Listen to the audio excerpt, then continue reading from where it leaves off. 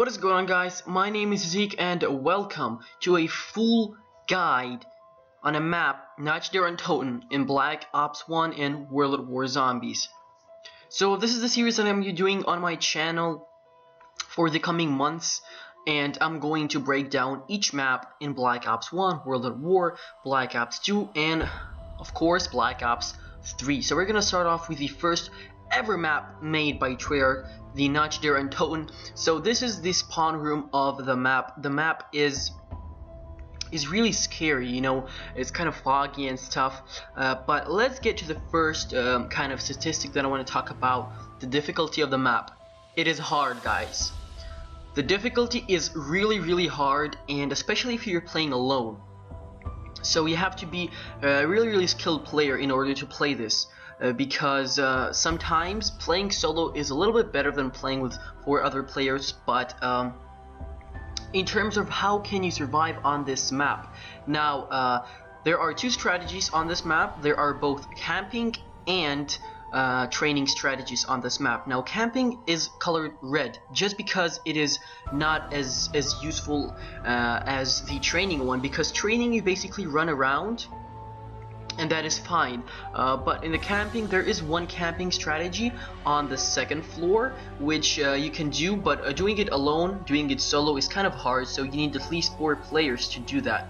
Not at least 3 or 2 players to do that. Maximum is 4, of course. Now the map size is small, and I don't think that's maybe that's a good thing, but this is a really close quarters map, so it is really hard, guys, to survive. So close quarters weapons like SMGs, shotguns are going to be very useful. Now there are a couple of differences between the Black Ops 1 and the World at War version. Now first of all, the Black Ops 1 engine runs a little bit smoother and the zombies are a little bit smarter, and there's also a mule kick perk in Black Ops 1 version. However, there are no perks in World at War version of the game. Now there is also a wonder weapon in the Black Ops 1 version, and there is no wonder weapon in the World at War version. Now we do not count the ray gun as a wonder weapon. And keep in mind, guys, that you can actually down yourself in World at War with a ray gun pretty easily by shooting just beneath you. So that is that happens very often. Now this is the starting room. Now there are 2 routes you can take from the starting room. You can either open a door in the end of the tunnel, not the tunnel, this kind of little room, and there's a barricade on the staircase. Now what you're most likely to open is the help door, because help means because there's like a help sign on the door. You have to, if you're actually going to camp on the 2nd floor, then you don't have to open the barricade. But I actually played quite lately a couple games of Nacht der Untoten with randoms, and they actually didn't open the help door. They opened the barricade on top of the staircase, and we actually, so there was one guy camping in the 2nd floor. One guy was in the trench gun area on the 2nd floor with all the barricades and stuff, and there was one guy in the mystery box area on the 1st floor. So that is how we played, because we were 3 players. So the best strategy for solo is, of course, not opening the help door and camping in this starting room. But if you want to camp at the 2nd floor, you can do it as well. Not camp. Yeah, you can actually camp, and you can also train on the 2nd floor, and you can also train in the mystery box area. So guys, in terms of the best weapon that work on this map, let's get straight into them. So the Thompson is a very useful SMG, guys, just for getting a lot of XP, guys. Now money isn't really a thing that you need on this map, because you know you don't waste your money on anything except weapons, so you don't really have to worry about money.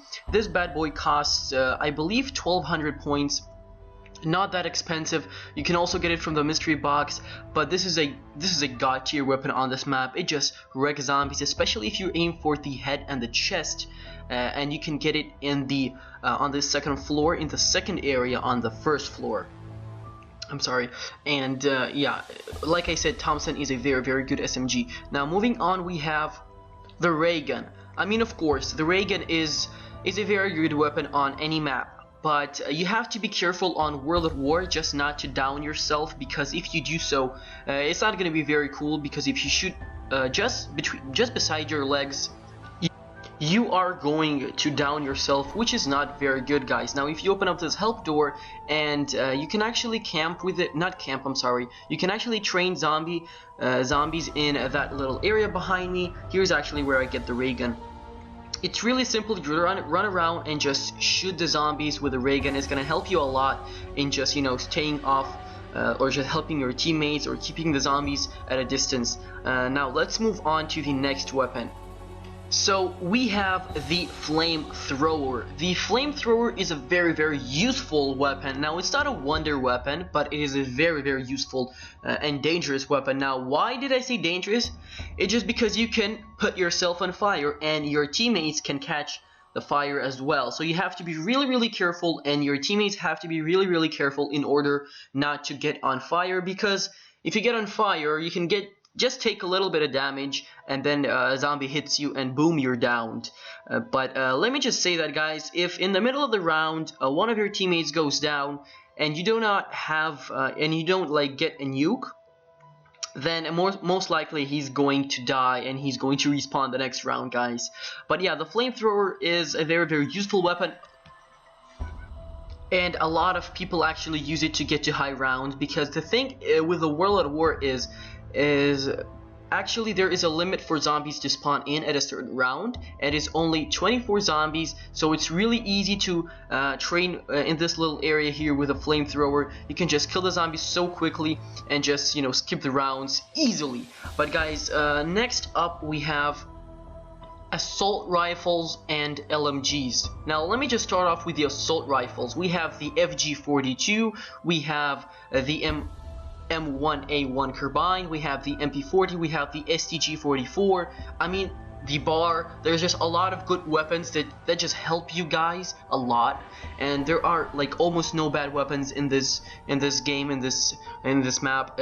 All of them are very, very useful. Now LMGs, I can't really remember most of the LMGs, but I can name some of the Black Ops ones.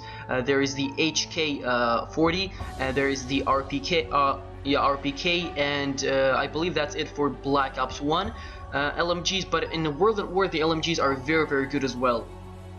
And you know, just use them a lot, guys. The thing is, this map is in both Black Ops 1 and World at War, so maybe some ARs aren't as good in Black Ops 1 as some are in World at War, but pretty much overall all the assault rifles and LMGs are very useful on this map. Of course, there is no pack-a-punch on this map, which is kind of bad, but I still have a couple weapons to tell you about, guys, so let's move straight into them.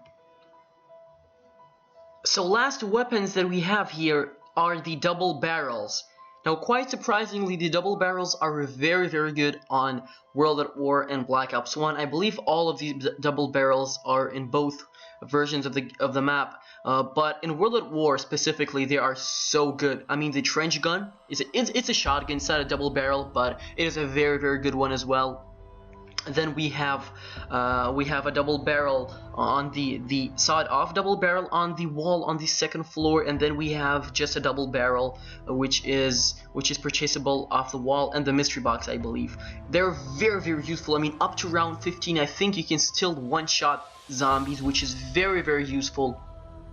And just if you're wondering, guys, my record on this map is, I believe, level 17 or something. I was playing 4 players, but solo, I don't know, maybe around 10, 11, 12, 13, I'm not sure, but not higher than 15. I might actually give it a try and hopefully get to around 20, guys, but that's really, really hard.